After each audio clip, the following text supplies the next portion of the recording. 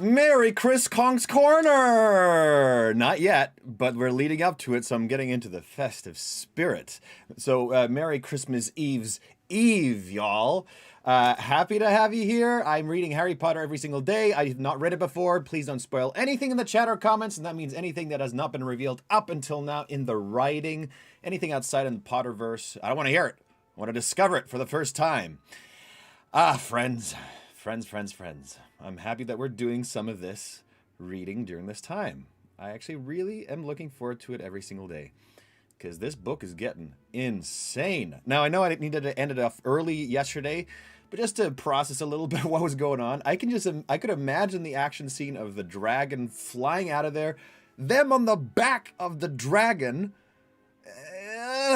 It was not at all what I expected out of that scene. I thought, they'd sneak in, they'd steal something, some problems, some fights here. Nope. They got in a dragon, and they freed a blind dragon, which is hopefully going to become their friend. And at the end, the dragon and Hagrid's brother, hopefully the giant joins in the fight. That'd be pretty epic, I think. Okay. A little birdie told me that we are due a long reading at some point. Maybe you are. All right, let's get started, shall we? So they just broke out with a dragon. Let's see where this goes. You look like my psychologist. I'm going to tell you my problems. Yeah, I'm your jazzy psychologist. Okay, what are you doing here, Kindle? You're doing something weird. Let me start. Let me read this book. Chapter 27, The Final Hiding Place. Chapter 27, The Final Hiding Place. That probably means before they have to go out into the open and fight. Maybe.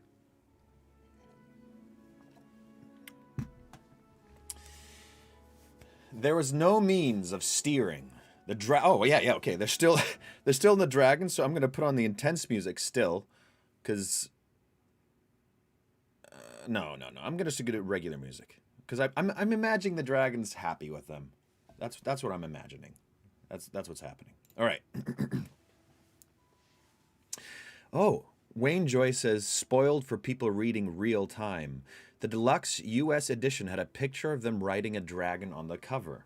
That is pretty much a spoiler. That is true. Why would they do that? All right. There was no means of steering.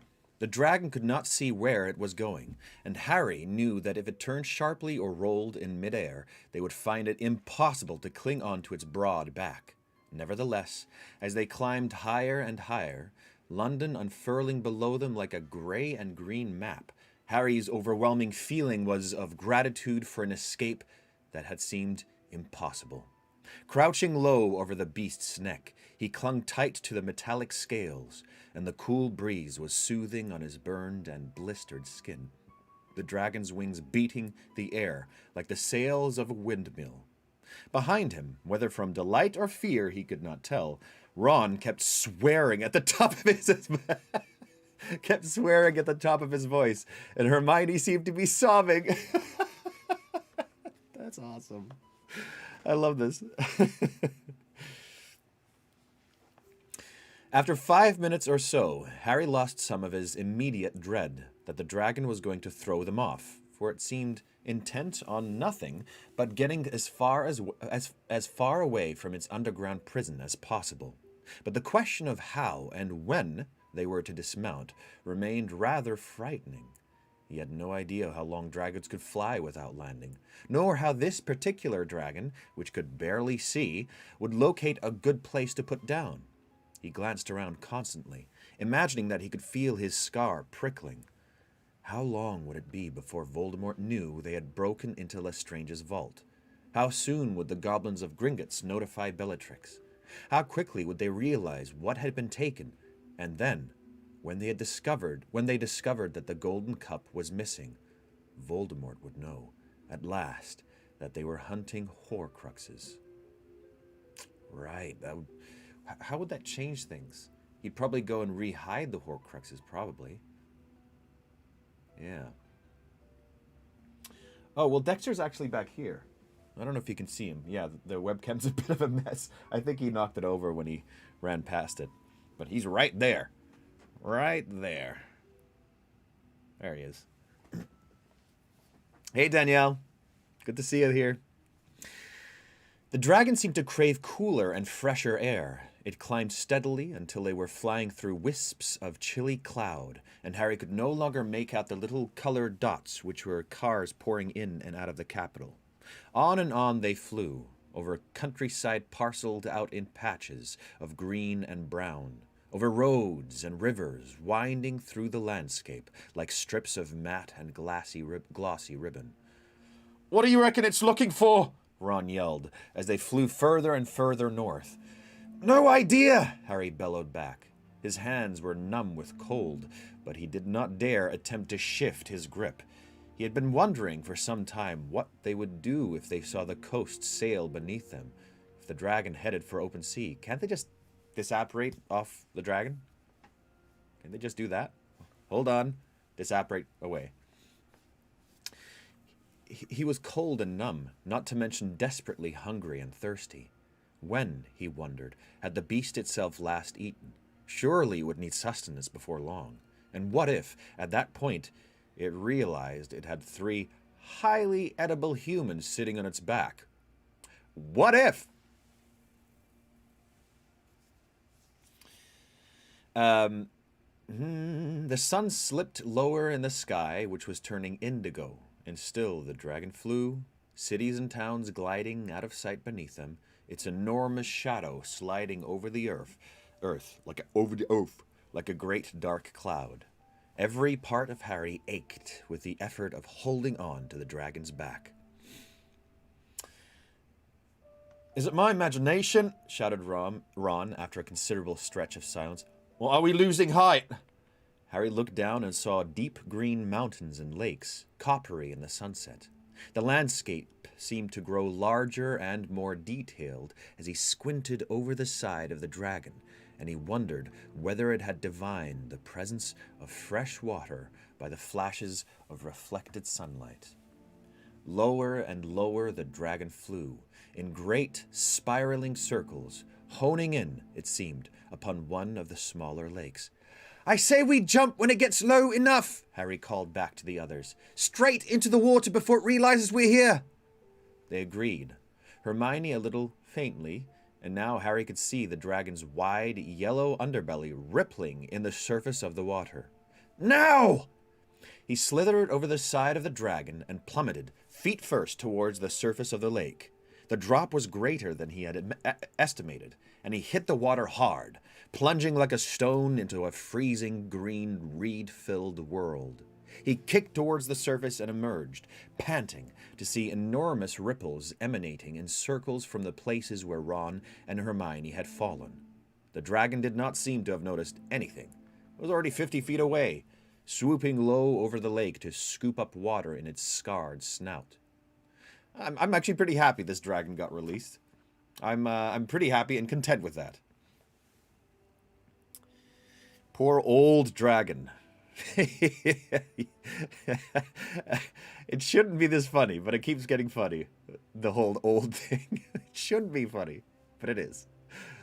As Ron and Hermione emerged, spluttering and gasping from the depths of the lake, the dragon flew on, its wings beating hard, and landed at last on a distant bank.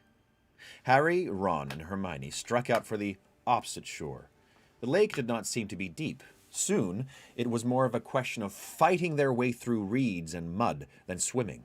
And finally, they flopped, sodden, panting and exhausted, onto slippery grass. Hermione collapsed, coughing and shuddering. Though Harry could have happily lain down and slept, he staggered to his feet, drew out his wand, and started casting the usual protective spells around them. Good idea, Harry. That would have sucked if one of them couldn't swim. Yeah, I guess I didn't check in about that. Well, one of them would have shouted that, probably. When he had finished, he joined the others. It was the first time that he had seen them properly since escaping the vault. Both had angry red burns all over their faces and arms, and their clothing was singed away in places. Bow, bow, bow, bow, bow. They were wincing as they dabbed essence of dittany onto their many injuries. Hermione handed Harry the bottle, then pulled out 3 bottles of pumpkin juice she had brought them from Shell Cottage and clean, dry robes for all of them. They changed and then gulped down the juice. Well, on the upside, said Ron finally, who was sitting watching the skin on his hands regrow, we got the Horcrux. On the downside, no sword, said Harry through gritted teeth, as he dripped dittany through the cinched hole in his jeans onto the angry burn beneath. Hey, stop putting that dittany on me! No sword, repeated Ron, that double-crossing little scab. Harry pulled the Horcrux from the pocket of the wet jacket he had just taken off and set it down on the grass in front of them. Glinting in the sun, it drew their eyes as they swigged their bottles of juice. Don't be gross, John. It's too late for that. Just way too late for that.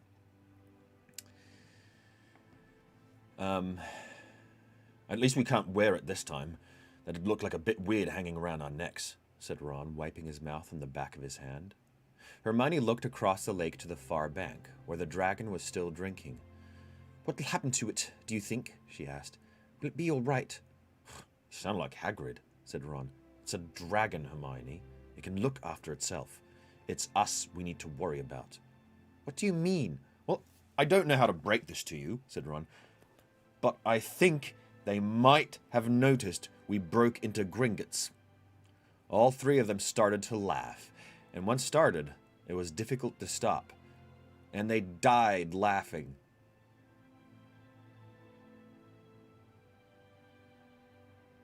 This is the worst end to the book. Harry's ribs ached. He felt light-headed with hunger, but he lay back on the grass beneath the reddening sky and laughed until his throat was raw.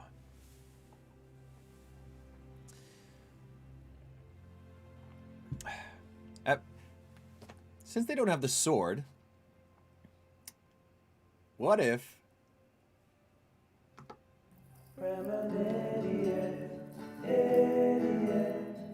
It's time for my premonition.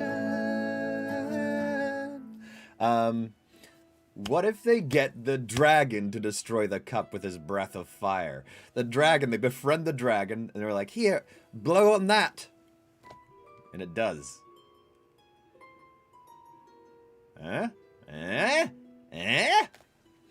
What are we going to do, though? Said Hermione finally, hiccuping herself back to seriousness. He'll know, won't he? You know who will know we know about his Horcruxes. Maybe they'll be too scared to tell him, said Ron hopefully. Maybe they'll cover up. The sky, the smell of lake water, the sound of Ron's voice were extinguished. Pain cleaved Harry's head like a sword stroke. He was standing in a dimly lit room. Oh, here we go. And a semicircle of wizards faced him, and on the floor at his feet knelt a small, quaking figure. What did you say to me? His voice was high and cold, but fury and fear burned inside him, just out of nowhere. The thing he had dreaded, but it could not be true. He could not see how. The goblin was trembling, unable to meet the red eyes above his. Say it again, murmured Voldemort. Say it again. My lord, stammered the goblin, its black eyes wide with terror. My lord, we tried to stop them. Imposters, my lord, broke into the Lestrange's vault. Imposters? What's imposters? I thought Gringotts had ways of revealing imposters. Who were they? It was the Potter boy and two accomplices. And they took, he said, his voice rising, a terrible fear gripping him. Tell me, what did they take? A small golden cup, my lord. The scream of rage, of denial, left him as if it were a stranger's. He was crazed, frenzied. It could not be true. It was impossible. Nobody had ever known. How was it possible that the boy could have discovered his secret? The Elder One slashed through the air, and green light erupted through the room. The kneeling goblin rolled over, dead. The watching wizards scattered before him, terrified. Bellatrix and Lucius Malfoy threw others behind him in their race for the door, and again his wand fell, and those who were left were slain, all of them for bringing him this news, for hearing about the golden cup. Wow.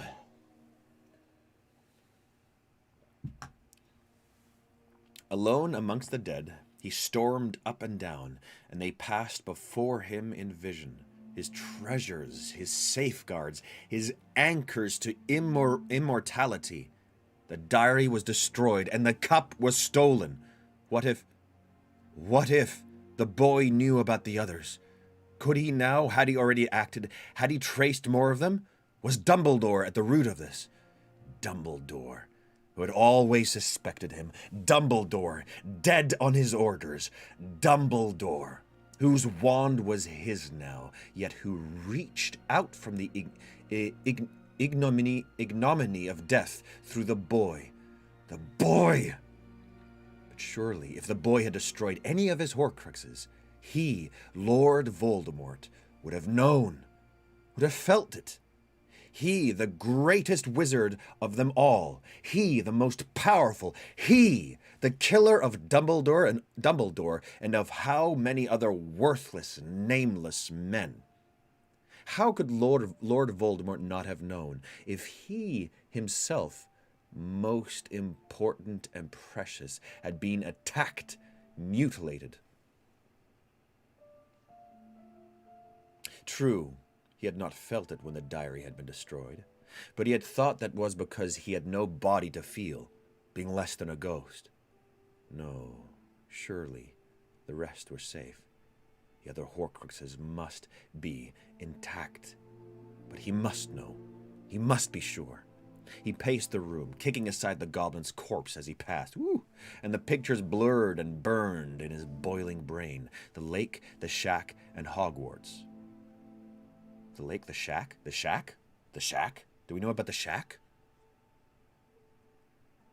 A modicum of calm cooled his rage now. How could the boy know that he had hidden the ring in the Gaunt shack?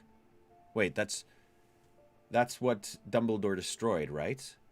Dumbledore destroyed the ring, so we already know about that. Yeah. Sarah Miller, I'll be alone this Christmas, but you're reading my all-time favorite story is a huge comfort. John, thank you for 1,000 times for doing this. Well, Sarah, I'm sorry that you're alone. I know that must be difficult, but I'm glad it's helping. And, you know, I don't know. Reach out on the Discord, connect with people, play some games. You're not alone. Okay, so we already know about the Gaunt Shack. No one had ever known him to be related to the Gaunts. He had hidden the connection. The killings had never been traced to him. The ring surely was safe. And how could the boy or anybody else know about the cave or penetrate its protection? The idea of the locket being stolen was absurd. Okay, 1 second. Okay, they got the lake one. Ron destroyed that. Dumbledore destroyed the ring. They now have the cup. The diary has been destroyed. So 3 of them have been destroyed. There's 4 left. They have the cup. So there's really 3 left. The snake is one of them. Wow. They have to get on it. Doesn't seem like they're going fast enough.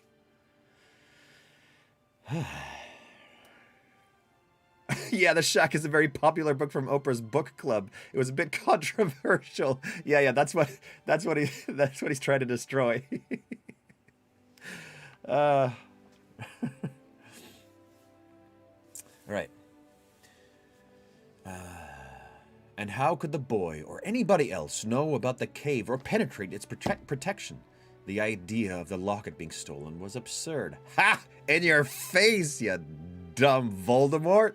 In your stupid, ugly face, Voldemort! As for the school, he alone knew where in Hogwarts he had stowed the Horcrux, because he alone had plumbed the deepest secrets of that place. And there was still Nagini, who must remain close now, no longer... Well, this music doesn't fit at all. No longer sent to do his bidding, under his protection. Okay. Hogwarts. Hogwarts Nagini. Hogwarts Nagini.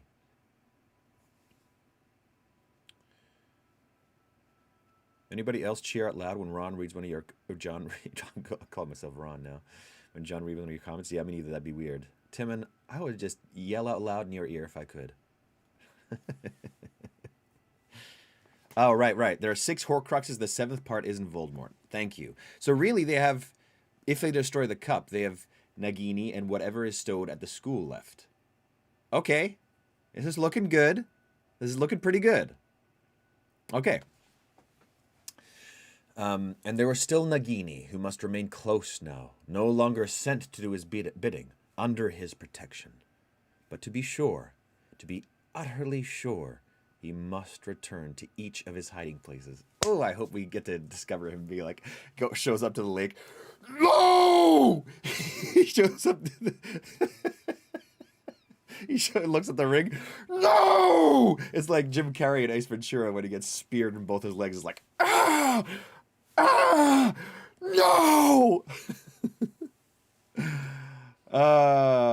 May, happy birthday! I'm a bit raspy today, but happy birthday to you. Oh, couldn't do it, but happy birthday, May. Much love to you. Okay, but to be sure, to be utterly sure, he must return to each of his hiding places. He must redouble protection around each of his Horcruxes. A job, like the quest for the Elder Wand, that he must undertake alone. Which should he visit first? Which was in most danger? An old unease flickered inside him. Dumbledore had known his middle name. Dumbledore might have made the connection with the Gaunts. Their abandoned home was, perhaps, the least secure of his hiding places. It was there that he would go first. The lake. Surely impossible. Though, was there a slight possibility that Dumbledore might have known some of his past misdeeds? Through the orphanage. And Hogwarts. But he knew that his Horcrux there was safe. It would be impossible for Potter to enter Hogsmeade without detection, let alone the school. Nevertheless, it would be prudent to alert Snape to the fact that the boy might try to re-enter the castle. To tell Snape why the boy might return would be foolish, of course. It had been a grave mistake to trust Bellatrix and Malfoy. Didn't their stupidity and carelessness prove how unwise it was ever to trust? I love being inside his mind. I love hearing this side of things. It's pretty cool. It's pretty cool.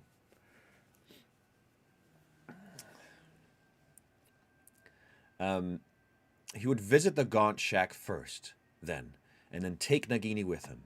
He would not be parted from the snake any more. And he strode from the room, through the hall and out into the dark garden where the fountain played. I'm just a fountain! Oh, and look at me! He called the snake in parcel tongue, and it slithered out to join him like a long shadow. Harry's eyes flew open as he wrenched himself back to the present. He was lying on the bank of the lake in the setting sun, and Ron and Hermione were looking down at him.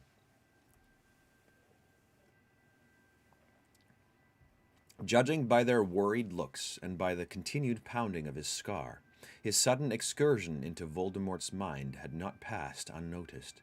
He struggled up, shivering, vaguely surprised that he was still wet to his skin, and saw the cup lying innocently in the grass before him, and the lake deep blue shot with gold in the failing sun. He knows. His own voice sounded strange and low after Voldemort's high screams. He knows, and he's going to check where the others are, and the last one. He was already on his feet. Is at Hogwarts. I knew it. I knew it! What? What? Ron was gaping at him. Hermione knelt up, looking worried. But what did you see? How do you know? I saw him find out about the cup. I was in his head. Harry remembered the killings. He's seriously angry. And scared, too. He can't understand how we knew. And now he's going to check the others are safe. The ring first. He thinks the Hogwarts one is safest, because Snape's there. 1 second. Okay, there we go. Once my friend played grass in a school play. That's hilarious. I love that. I love school plays and kids playing inanimate objects. Where is it? He thinks the Hogwarts one is safest because Snape's there, because it'll be so hard not to be seen getting in. I think he'll check that one last, but he could still be there within hours. Did you see where in Hogwarts it is? Asked Ron, now scrambling to his feet. No, he was concentrating on warning Snape. He didn't think about exactly where it is. Wait! Cried Hermione, as Ron caught up the Horcrux, and Harry pulled out the invisibility cloak again. We can't just go. We haven't got a plan. We need to get going, said Harry firmly. He'd been hoping to sleep, looking forward to getting into the new tent, but that was impossible now. Can you imagine what he's going to do once he realizes the ring and the locket are gone? What if he moves the Hogwarts Horcrux, decides it isn't safe enough? But how are we going to get in? We'll go to Hogsmeade, said Harry, and try to work something out once we see what the protection around the school's like. Get under the cloak, Hermione. I want to stick together this time. But we don't really fit. It'll be dark. No one's going to notice our feet. Go, go, go, go, go. Decisions. Courage. Leadership. Bam, bam, bam. Gotta go. The flapping of enormous wings echoed across the black water. The dragon had drunk its fill and risen into the air. They paused in their preparations to watch it climb higher and higher, now black against the rapidly darkening sky, until it vanished over a nearby mountain. Then Hermione walked forwards and took her place between the other two. Harry pulled the cloak down as far as it would go, and together they turned on the spot into the crushing darkness. And a chapter. That was a quick chapter. Okay. Chapter 28. The Missing Mirror. Erised? Is it Erised?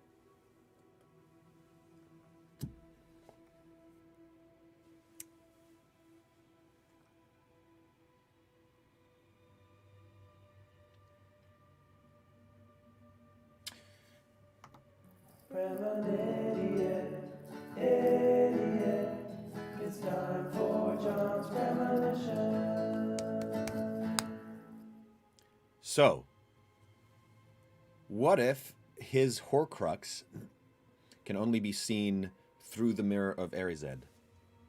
It's hidden that way. Like, you need the mirror to see it. Yeah. Don't tell me if it's right or wrong. I don't want to know that. Okay, chapter 28, The Missing Mirror. Harry's feet touched road. He saw the achingly familiar Hogsmeade High Street, dark shop fronts, and the outline of black mountains beyond the village, and the curve in the road ahead that led off towards Hogwarts, and light spilling from the windows of the Three Broomsticks.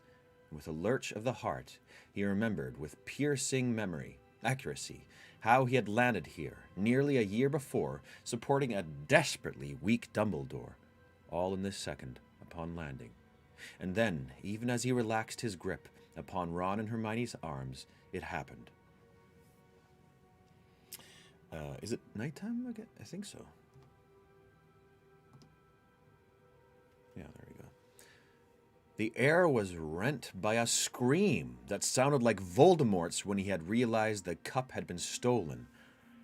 It tore at every nerve in Harry's body, and he knew immediately that their appearance had caused it. Huh? Even as he looked at the other two beneath the cloak, The door of the 3 broomsticks burst open, and a dozen cloaked and hooded Death Eaters dashed into the street, their wands aloft. Harry seized Ron's wrist as he raised his wand. Oh, there were too many of them to stun. Even attempting it would give away their position. One of the Death Eaters waved his wand, and the scream stopped, still echoing around the distant mountains. Oh, that's kind of creepy. Accio cloak! Roared one of the Death Eaters. Harry seized its folds, but it made no attempt to escape. The summoning charm had not worked on it. They know that they're there? How do they know that? I don't understand what... Scream? It's like an alarm system, I guess, that they have? That when somebody shows up in a cloak, or... Like, how did they know this? What was that scream? I'm a bit unclear on that. Hi, Evan.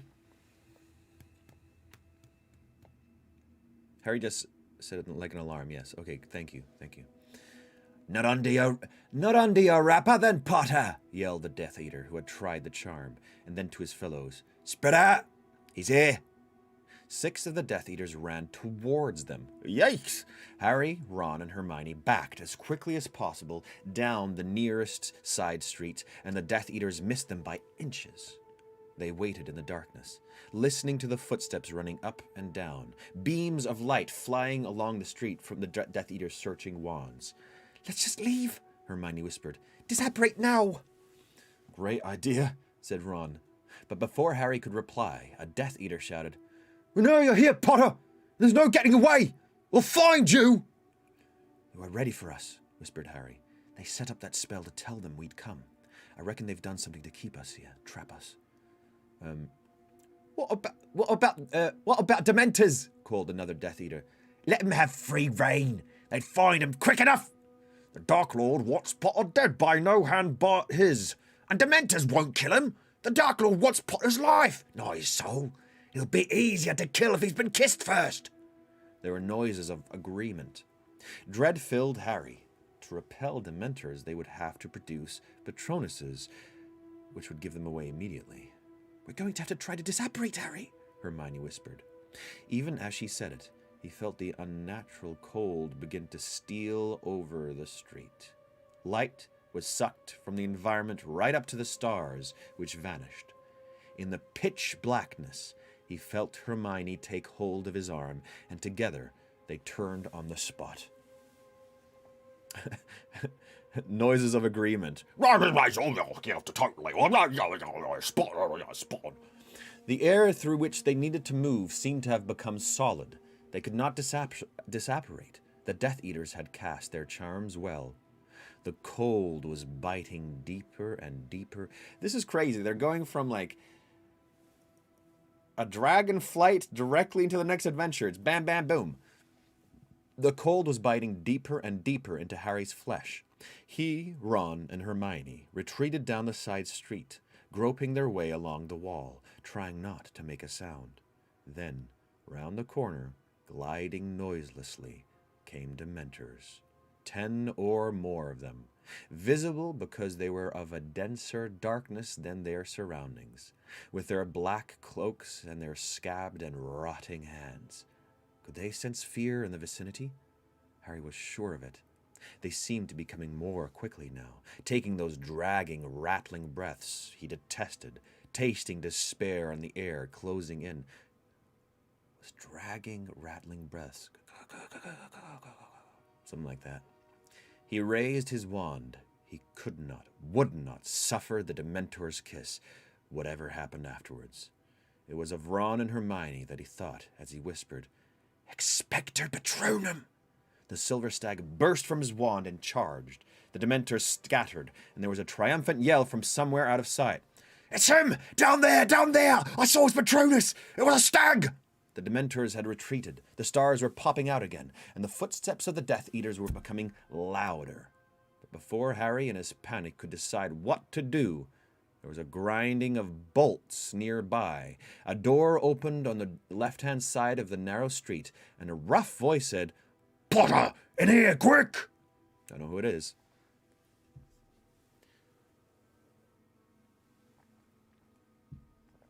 He obeyed without hesitation. The three of them hurtled through the open doorway. Upstairs! Keep the cloak on! Keep quiet! Muttered a tall figure, passing them on his way into the street and slamming the door behind him. Harry had no idea where they were. But now he saw, by the stuttering light of a single candle, the grubby, sawdust-strewn bar of the Hog's Head. They ran behind the counter and through a second doorway, which led to a rickety wooden staircase, which they climbed as fast as they could. The stairs opened onto a sitting room with a threadbare carpet and a small fireplace, above which hung a single large oil painting of a blonde girl who gazed out at the room with a kind of vacant sweetness. Shouts reached them from the streets below. Still wearing the invisibility cloak, they crept towards the grimy window and looked down. Their savior, whom Harry now recognized as the Hogshead's barman, was the only person not wearing a hood. So what? He was bellowing into one of the hooded faces. So what? You send Dementors down my street, I'll send a Patronus back at them. I'm not having them near me. I've told you that, I'm not having it. That wasn't your Patronus, said a Death Eater. That was a stag. It was Potter's. Stag, roared the barman, and he pulled out a wand. Stag, you idiot! Expecto Patronum! Something huge and horned erupted from the wand. Head down, it charged towards the high street and out of sight. That's not what I saw, said the Death Eater, though with less certainty. Curfew's been broken. You heard the noise, one of his companions told the barman. Someone was out in the street against regulations. If I want to put my cat out, I will, and be damned to your curfew. You set off the caterwauling charm. What if I did? Going to cart me off to Azkaban? Kill me for sticking my nose out of my own front door. Do it, then, if you want to. But I hope for your sakes you haven't pressed your little dark marks and summoned him. He's not going to like being called here from me and my old cat, is he now?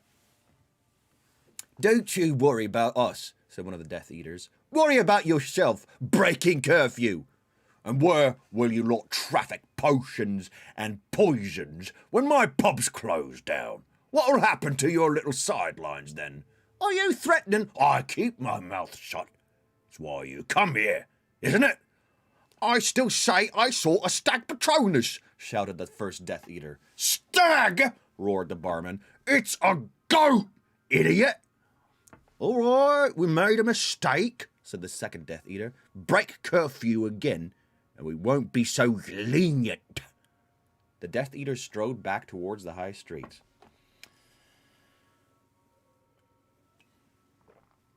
One person dislikes every one of John's video. Oh, for sure. Yeah, I know. It's definitely one of my friends.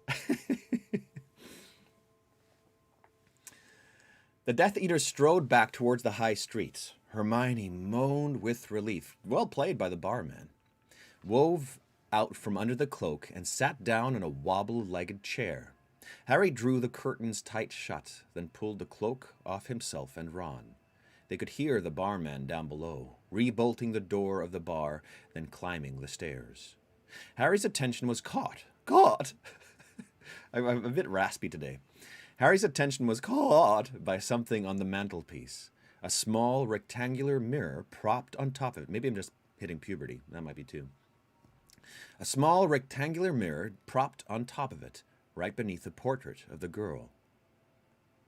The barman entered the room.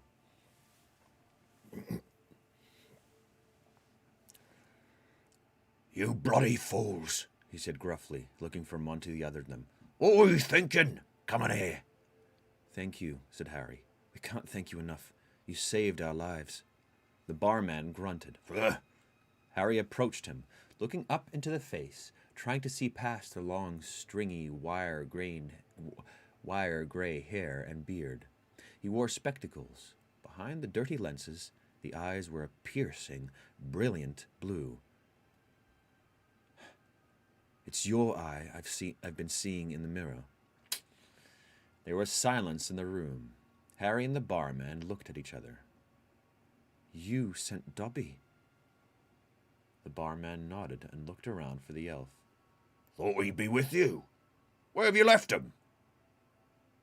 He's dead, said Harry. Bellatrix Lestrange killed him. The barman's face was impassive. After a few moments he said, I'm sorry to hear it.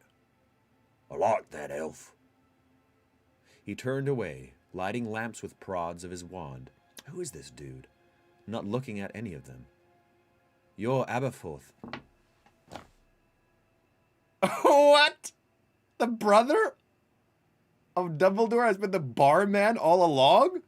What? Come on. Come on. That's that's awesome. Wait, so I can't remember, was Dumbledore ever in there? In a scene that we... Oof. This music. So he's been helping out. I thought they were at odds. Didn't he punch Dumbledore? Don't ruin anything. Don't tell me anything. Don't tell me, oh, you'd find this interesting yet. Let's leave that for the end of the book. I'll have a session where I look back at, the premonitions I made. And you can tell me all the interesting facts that you have. Oh, that's so crazy. What do you think of that revelation? Why so surprised? It's been alluded to throughout the series. Sure, it's been alluded to. How many of you knew that the first time you read this? Wow. Okay, cool. I'm interested in what this all means, what this reveals.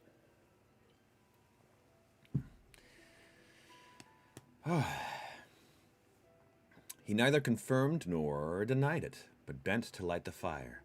How did you get this? Harry asked, walking across to Sirius's mirror, the twin of the one he had broken nearly 2 years ago, but before. Yeah, they never really clarified that, huh? Brought it from the dung about a year ago. Does that voice work for him now? Said Aberforth. Albus told me what it was, and trying to keep an eye out for you.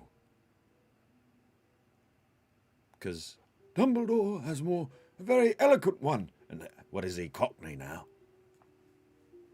Ron gasped. A silver doe, he said excitedly. Was that you too? What are you talking about? I love his voice. Okay, cool.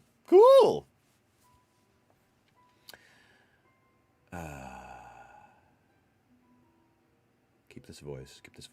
Yep, the brother's very different. Older. Maybe I will actually... He is a bit older. Of course he's old. Silver doe, he said excitedly. Was that you too? What are you talking about? Said Aberforth. Someone sent a doe Patronus to us. Brains like that? You could be a Death Eater, son. Haven't I just proved my Patronus is a goat? Oh, said Ron. Yeah. Well, I'm hungry. He added defensively as his stomach gave an enormous rumble. That's my defense. I'm hungry.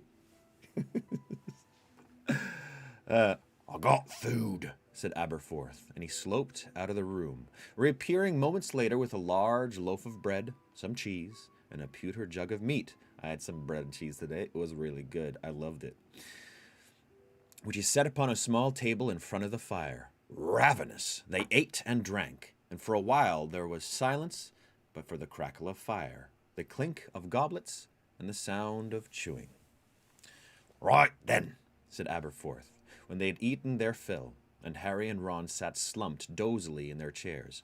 We need to think of the best way to get you out of here. Can't be done by night. You heard what happens if anyone moves outdoors during darkness. Caught caterwauling charms set off. They'll be onto you like bow truckles on doxy eggs. I don't reckon I'll be able to pass off a stag as a goat a second time. Wait for daybreak, when curfew lifts. Then you can put your cloak back on and set out on foot. Get right out of Hogsmeade, up into the mountains. And you'll be able to disapparate there. Might see Hagrid. He's been hiding in a cave up there with Grope ever since they tried to arrest him. We're not leaving, said Harry. We need to get into Hogwarts. Don't be stupid, boy, said Aberforth. We've got to, said Harry. What you've got to do, said Aberforth, leaning forwards, is to get as far as from here as you can. You don't understand. There isn't much time. We've got to get into the castle. Dumbledore, I mean your brother, wanted us. The firelight made the grimy lenses of Aberforth's glasses momentarily opaque, a bright, flat white.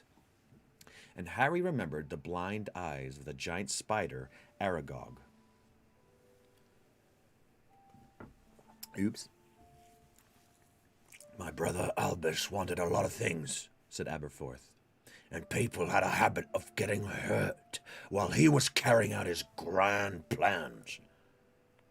You get away from the school, Potter, and out of the country if you can. Forget my brother and his clever schemes. He's gone, but none of this can hurt him, and you don't owe him anything. You don't understand, said Harry again. Oh, don't I? Said Aberforth quietly. You don't think I understand my own brother? Think you know Albus better than I did?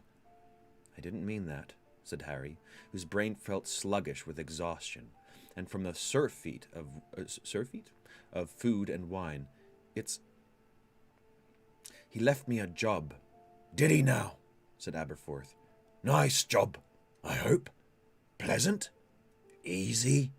Sort of thing you'd expect an unqualified wizard kid to be able to do without overstretching themselves. Ron gave a rather grim laugh. Hermione was looking strained. It's not easy, no, said Harry, but I've got to. Got to? Why? Got to? He's dead, isn't he? Said Aberforth roughly. Let it go, boy, before you follow him. Save yourself. I can't. Why not? Harry felt overwhelmed. He could not explain, so he took the offensive instead. But you're fighting too. You're in the Order of the Phoenix. I was, said Aberforth. The Order of the Phoenix is finished. You know who's won. It's over. And anyone who's pretending different's kidding themselves. It'll never be safe for you here, Potter. He wants you too badly. So go abroad. Go into hiding. Save yourself. Best take these with you too. He jerked a thumb at Ron and Hermione. They'll be in danger as long as they live now. Everyone knows they've been working with you. I can't leave, said Harry. I've got a job. Give it to someone else! I can't. It's got to be me. Dumbledore explained it to me. Oh, did he now? And did he tell you everything? Was he honest with you? Ooh, that's a picky question. It's a picky question. Harry wanted with all his heart to say yes, but somehow the simple word would not rise to his lips. Aberforth seemed to know what he was thinking. I knew my brother, Potter. He learned secrecy at our mother's knee. Secrets and lies. That's how he grew up. And Albus, he was a natural. The old man's eyes traveled to the painting of the girl over the mantelpiece. It was, now Harry looked around properly, the only picture in the room. There was no photograph of Albus Dumbledore, nor of anyone else. Mr. Dumbledore, said Hermione rather timidly, is that your sister, Ariana? Yes, said Aberforth tersely. Been reading Rita Skeeter, have you, Missy? Even by the rosy light of the fire, it was clear that Hermione had turned red. Elphias Doge mentioned her to us, said Harry, trying to spare Hermione. That old Burke, muttered Aberforth, taking another swig of mead. Thought the sun shone out of my brother's every orifice, he did. Well, so did plenty of people, you three included, by the looks of it. Harry kept quiet. He did not want to express the doubts and uncertainties about Dumbledore that had riddled him for months now. He had made his choice while he dug Dobby's grave. He had decided to continue along the winding, dangerous path indicated for him by Albus Dumbledore, to accept that he had not been told everything that he wanted to know, but simply to trust. Totally.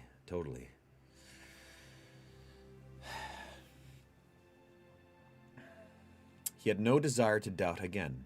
He did not want to hear anything that would deflect him from his purpose. Oh, why, though? It's good to hear it. It's good to hear it. Wrestle with it. Don't avoid conflict. He met Aberforth's gaze, which was so strikingly like his brother's. The bright blue eyes gave the same impression that they were X-raying the objects of their scrutiny, and Harry thought that Aberforth knew what he was thinking, and despised him for it. Professor Dumbledore cared about Harry very much, said Hermione in a low voice. Did he now? Said Aberforth. Funny thing. How many of the people my brother cared about very much, ended up in a worse state than if he'd left them well alone? What do you mean? Asked Hermione breathlessly. Never you mind, said Aberforth. But that's a really serious thing to say, said Hermione. Are you talking about your sister? Aberforth glared at her. His lips moved as if he were chewing the words he was holding back. Then he burst into speech. When my sister was 6 years old, she was attacked, set upon by 3 Muggle boys. They'd seen her doing magic, spying through the back garden hedge. She was a kid. She couldn't control it. No witch or wizard can at that age. What they saw scared them, I expect. They forced their way through the edge. And when she couldn't show them the trick, they got a bit carried away trying to stop the little freak doing it. Hermione's eyes were huge in the firelight. Ron looked slightly sick. Aberforth stood up, tall as Albus, and suddenly terrible in his anger and the intensity of his pain. It destroyed her. What they did. She was never right again. She wouldn't use magic, but she couldn't get rid of it. It turned inwards and drove her mad. It exploded out of her when she couldn't control it. And at times she was strange and dangerous, but mostly she was sweet and scared and harmless. And my father went after the bastards that did it, said Aberforth, and attacked them, and they locked him up in Azkaban for it. He never said why he'd done it, because if the Ministry had known what Ariana had become, she'd been locked up in St. Mungo's for good. They'd have seen her as a serious threat to the international statute of secrecy, unbalanced like she was, with magic exploding out of her at moments when she couldn't keep it in any longer. We had to keep her safe and quiet. We moved house, put it about she was ill, and my mother looked after her and tried to keep her calm and happy. I was her favorite, he said, and as he said it, a grubby schoolboy seemed to look out through Aberforth's wrinkles and tangled beards. Not Albus. He was always up in his bedroom when he was home, reading his books and counting his prizes, keeping up with his correspondences with the most notable magical names of the day, Aberforth sneered. He didn't want to be bothered with her. She liked me best. I could get her to eat when she wouldn't do it for my mother. I could get her to calm down when she was in one of her rages. And when she was quiet, she used to help me feed the goats. Then she was 14. See, I wasn't there, said Aberforth. If I had been there, I could have calmed her down. She had one of her rages, and my mother wasn't as young as she was, and it was an accident. Ariana couldn't control it.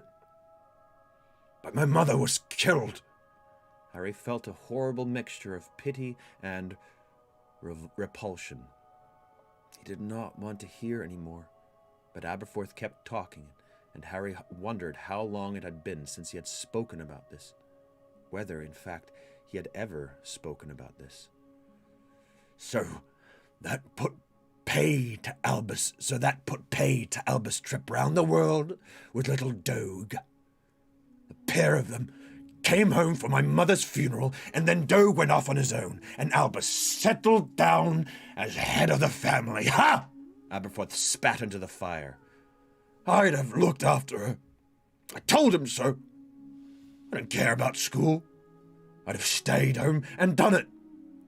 He told me I had to finish my education, and he'd take over from my mother. Bit of a come down for Mr. Brilliant. There's no prizes for looking after your half-mad sister, stopping her blowing up the house every other day. But he did it all right for a few weeks, till he came. And now a positively dangerous look crept over Aberforth's face. Grindelwald. And at last, my brother had an equal to talk to. Someone just as bright and talented as he was. And looking after Ariana took a backseat then. Well, they were hatching all their plans for a new wizarding order and looking for Hallows and whatever else it was they were so interested in. Grand plans for the benefit of all wizard kind, and if one young girl got neglected, what did that matter when Albus was working for the greater good? But after a few weeks of it, I'd had enough.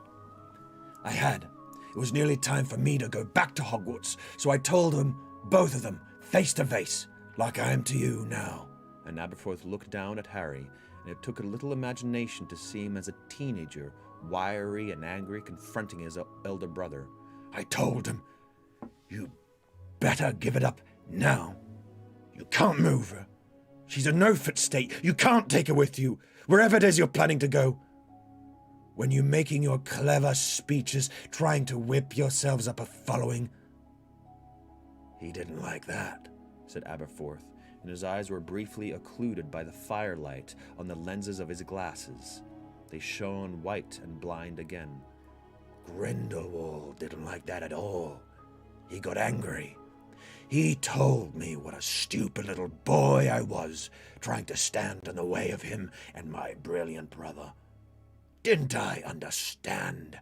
My poor sister wouldn't have to be hidden once they changed the world and led the wizard out of hiding and taught the muggles their place. Oh, man. This is a lot. It's intense.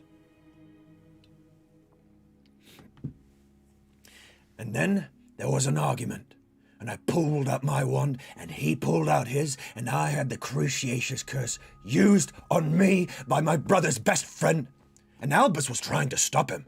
And then all three of us were dueling, and the flashing lights and the bangs set her off. She couldn't stand it. The color was draining from Aberforth's face, and as though he had suffered a mortal wound.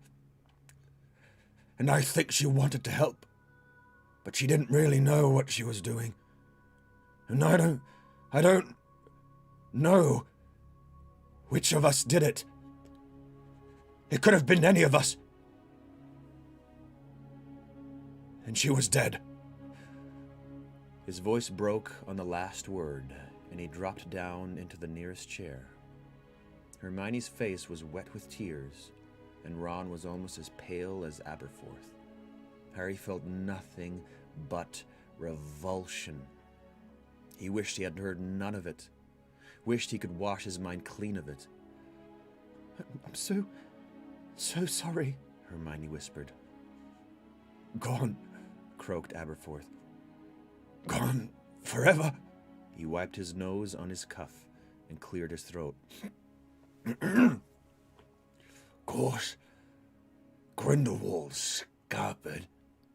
He had a bit of a track record already, back in his own country, and he didn't want Ariana set to his account too.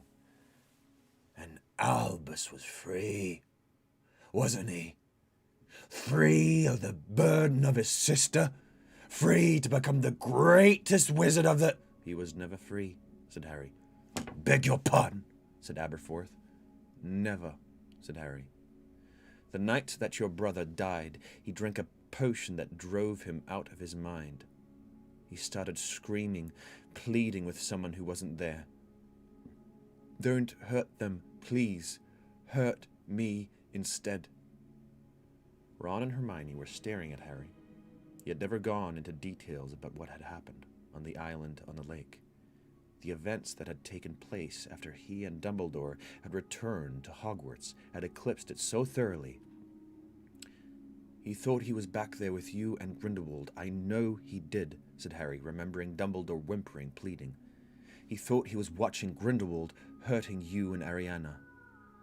It was torture to him. If you'd seen him then, you wouldn't say he was free." Aberforth seemed lost in contemplation of his knotted and veined hands. Oh my gosh. So all of their lives, both these brothers have gone not knowing if one of them killed their sister. That is the worst kind of burden. Oh man. I couldn't imagine it.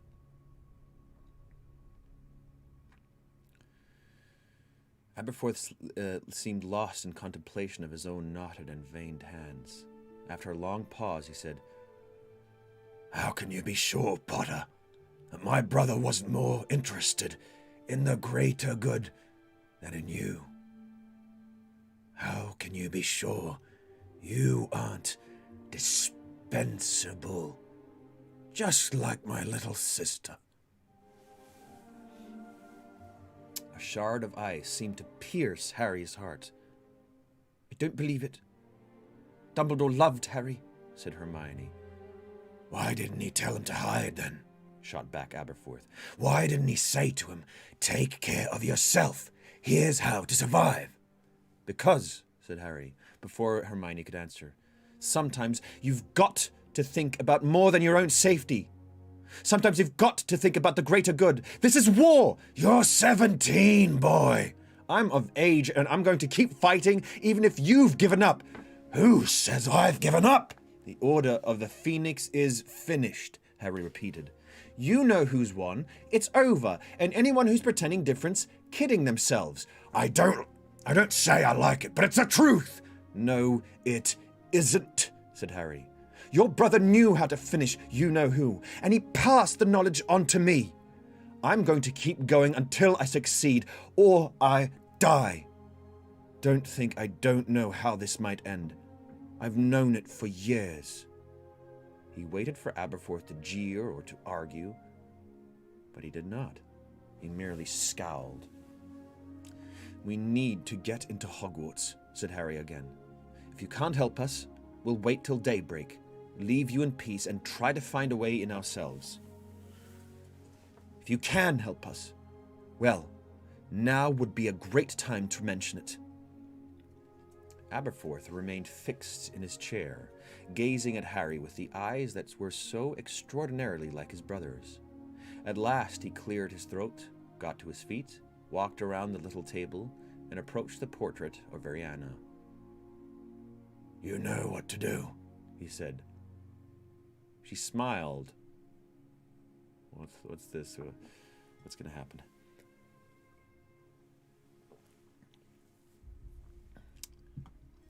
She smiled, turned, and walked away, not as people in portraits usually did, out of the sides of their frames, but along what seemed to be a long tunnel painted behind her.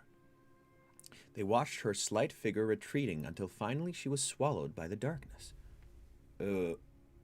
What?" began Ron. "There's only one way in now," said Aberforth. "You must know they've got all the old secret passages covered at both ends. Dementors all around the boundary walls.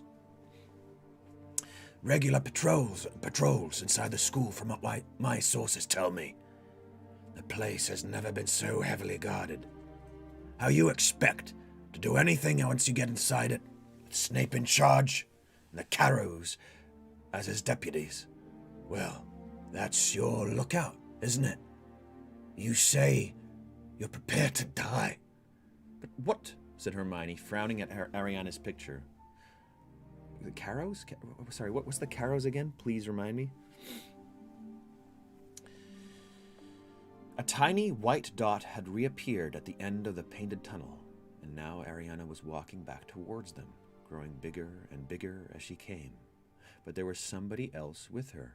Someone taller than she was, who was limping along looking excited. His hair was longer than Harry had ever seen it. He appeared to have suffered several gashes to his face, and his clothes were ripped and torn. Larger and larger the two figures grew, until only their heads and shoulders filled the portrait. Then the whole thing swung forwards on the wall like a little door, and the entrance to a real tunnel was revealed.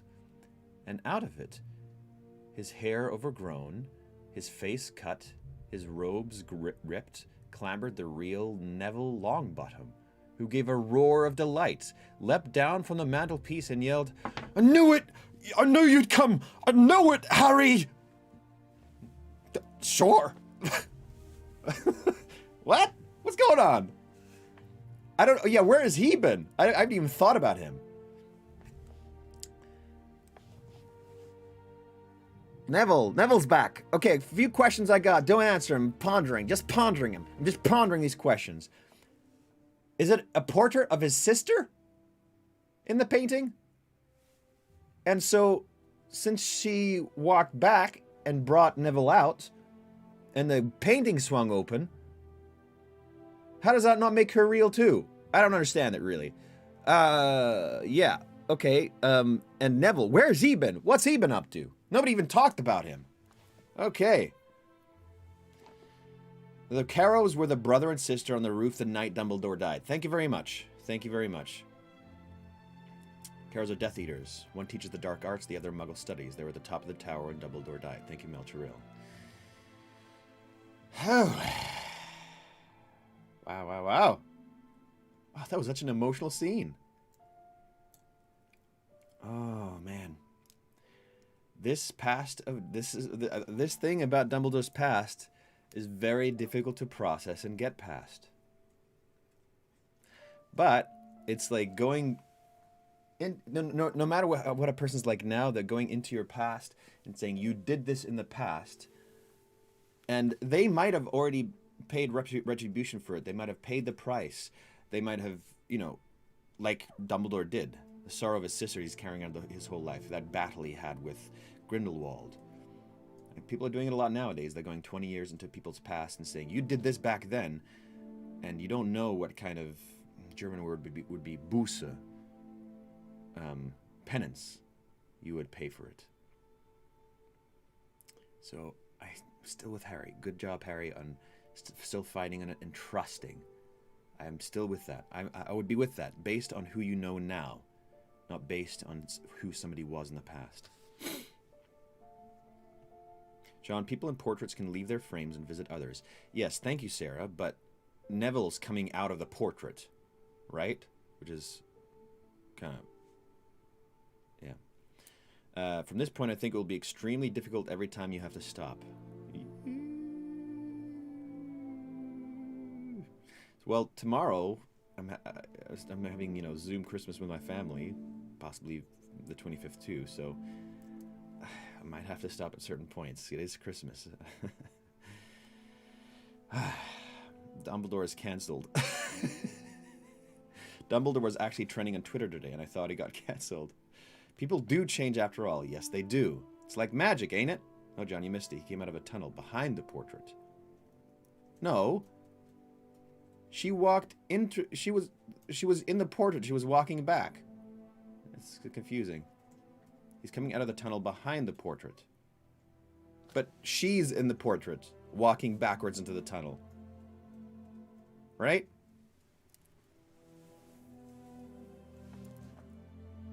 Show me one good person that doesn't make terrible mistakes. Very true, Sarah. Apology video incoming from Dumbledore. From beyond the grave. All right. Well, we'll end there. Next chapter is called Chapter 29, The Lost Diadem. Interesting.